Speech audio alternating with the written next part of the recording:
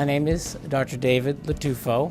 I'm a board-certified ophthalmologist with fellowship training in glaucoma, trained under the direction of Robert Rich at the New York Eye and Ear Infirmary.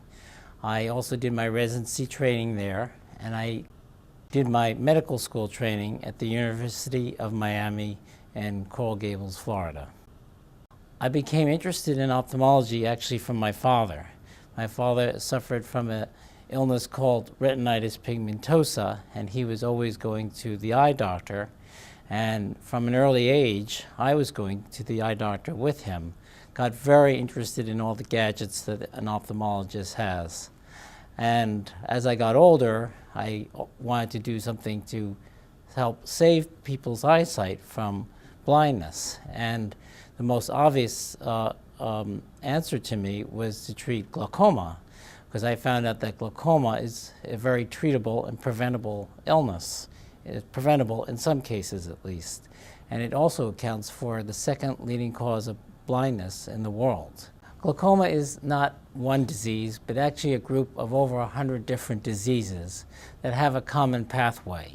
Saying you have glaucoma is like saying you have cancer. You really need to know what type of glaucoma to know the proper way to treat it.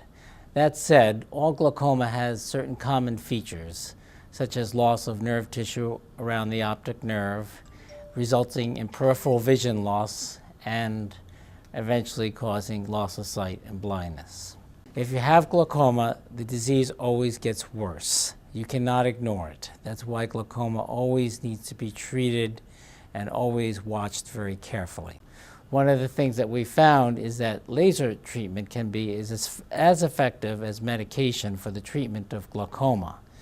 A new procedure, which we have in our office, called selective laser therapy, can be used in place of medication with equally good results.